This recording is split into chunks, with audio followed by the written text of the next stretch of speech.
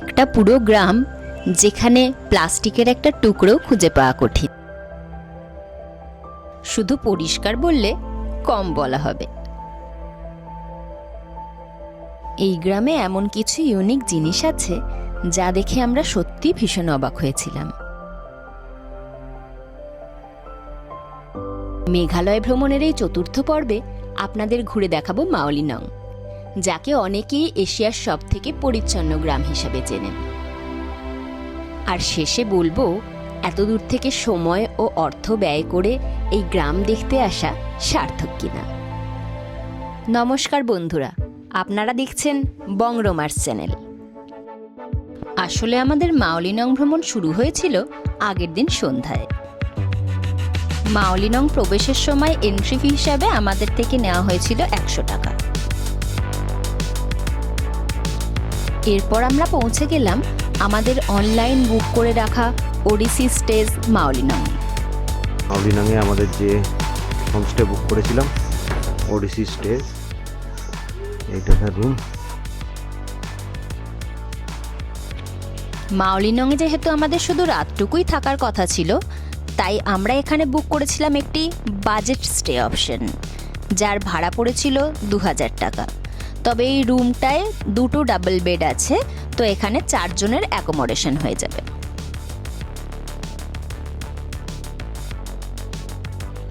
এই সন্ধ্যাবেলায় আমাদের পক্ষে আর পুরো গ্রামটা ঘুরে দেখা সম্ভব ছিল না, তাই মার্কেট এরিয়াতেই আমরা কিছুটা সময় কাটালাম।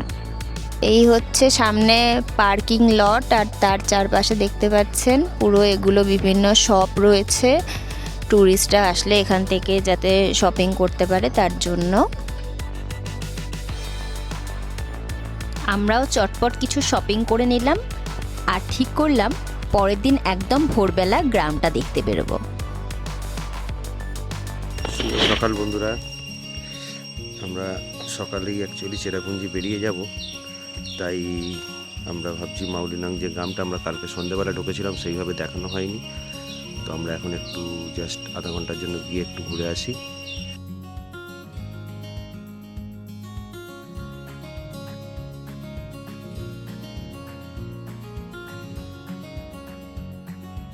কালকে এসেছিলাম, আপনাদেরকে ভালোভাবে দেখানো হয়নি, অন্ধকার ছিল। দেখা যাক গ্রামটা ঘুরে।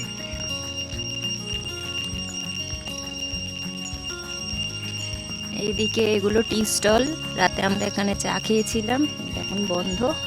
এই হচ্ছে পার্কিং এরিয়াটা, পুরো চারপাশে মার্কেটটা রয়েছে।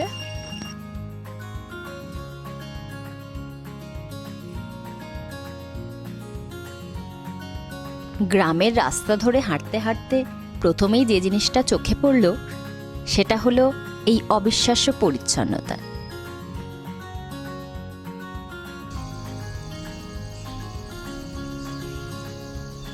চারপাশে পাখির কলকাকলি ও ঝিঝি পোকার ডাক মিলিয়ে এক অনবদ্য পরিবেশ। এখান থেকে আমরা এগিয়ে চললাম স্কাই ভিউ পয়েন্টের দিকে। স্কাই ভিউ পয়েন্ট হলো এখানকার একটা অন্যতম প্রধান আকর্ষণ। গাছের উপর বাঁশ জুড়ে জুড়ে তৈরি এই ভিউ পয়েন্ট থেকে ওপারের বাংলাদেশ দেখা যায়। সকাল 6টা থেকে সন্ধে 6টা পর্যন্ত এই ভিউ পয়েন্ট খোলা থাকে এবং এখানকার প্রবেশ মূল্য জনপ্রতি 30 টাকা। এই ভদ্রলোক আমাদের বললেন ভিউ পয়েন্ট দেখে ফেরার সময় এন্ট্রি ফি দিয়ে যেতে।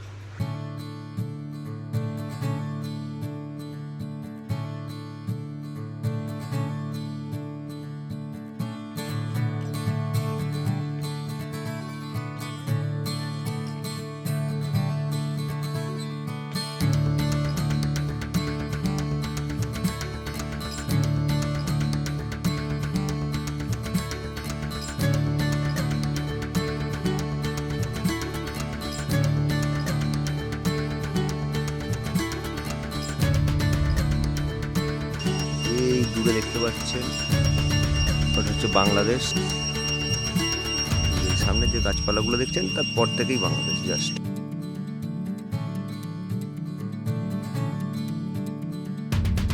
এতটা পরিষ্কার একটা গ্রাম, সত্যি বলতে কি এ যেন আমাদের কল্পনারও অতীত ছিল। সাজানো গোছানো এত সুন্দর একটা গ্রাম আর এরকম বিভিন্ন একদম সুন্দর সুন্দর প্যাটার্নের ব্যাম্বু দিয়ে তৈরি স্পেস, খুব খুব সুন্দর। হাঁটতে হাঁটতে একটা জিনিস বারবার চোখে পড়ছিল, প্রথমে বুঝতেই পারিনি, পরে খেয়াল করলাম পুরো গ্রামে কোথাও প্লাস্টিকের কোনো ডাস্টবিন নেই। এই রাস্তার ধারে ধারে শুধু এরকম দেখতে পাবেন, এগুলো হচ্ছে ডাস্টবিন। সবকটাই বাঁশ দিয়ে তৈরি। এখানকার রাস্তা এতই পরিষ্কার, দেখুন এখানে রাস্তাতে সব শুয়ে আছে। এবার আপনাদের সন্ধান দিই এখানে থাকার জন্য সুন্দর সুন্দর কিছু হোমস্টের।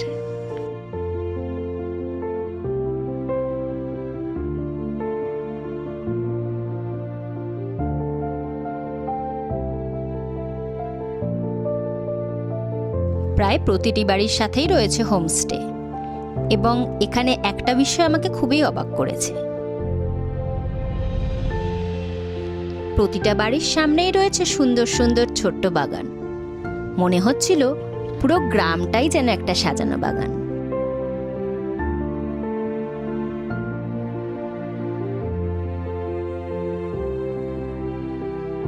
রয়েছে একটি খুব সুন্দর চার্চও, যার নাম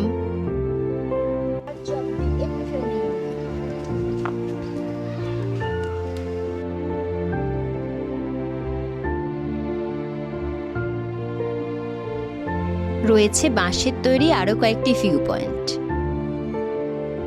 গ্রামের মধ্যে কিছু রেস্টুরেন্ট এবং খাবার দোকানও আছে, তবে এত সকালে সেখানে কিছুই পাওয়া যাচ্ছিল না, তাই আমরা আবার পার্কিং এরিয়ায় ফিরে এসে একটি দোকানে চা খাওয়ার জন্য বসলাম।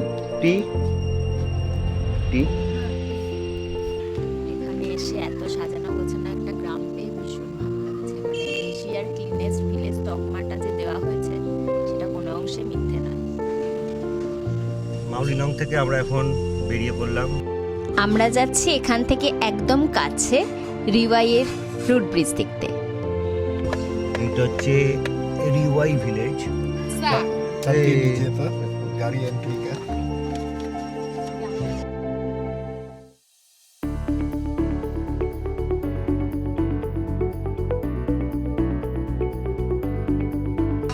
এসে গেছি রিওয়াই লিভিং রুট ব্রিজে। এটা পার্কিং এরিয়া।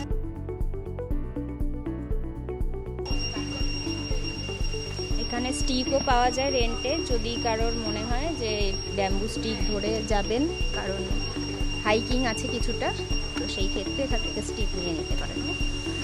ছায়া ঘেরা সুন্দর, কোনো কষ্ট হওয়ার কথা নয়, সবাই আসতে পারবেন। পুরো এরকম সিঁড়ি করা আছে, স্টেপস।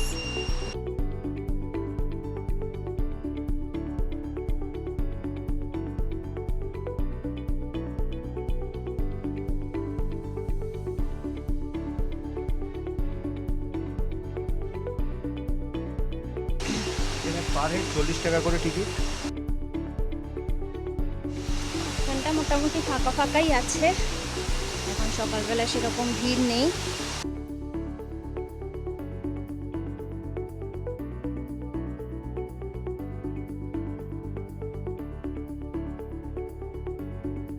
ভাবতে অবাক লাগে, শহরে আমরা গাছ কেটে কত বড় বড় ব্রিজ বানাই, কিন্তু এই ব্রিজ সম্পূর্ণ জীবন্ত।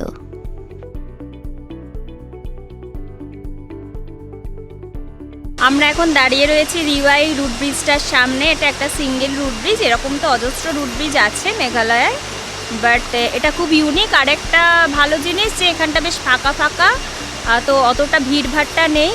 এই দিকটায় পুরো জলটা বয়ে গেছে, যে জলটা ওই দিক থেকে আসছে এই নিচ দিকটায় বয়ে গেছে, তো বেশ সুন্দর লাগছে, একদম সেরেনে একটা বিউটি। এই লিভিং রুট ব্রিজটি তৈরি হয়েছে ইন্ডিয়ান রাবার গাছের জীবন্ত শিকড় দিয়ে। গ্রামের মানুষ বহু বছর ধরে বাঁশ বা কাঠের তক্তার সাহায্যে শিকড়গুলিকে দুপার থেকে জুড়ে যেতে সাহায্য করেন, আর তৈরি হয় এরম সুন্দর একটা করে ব্রিজ।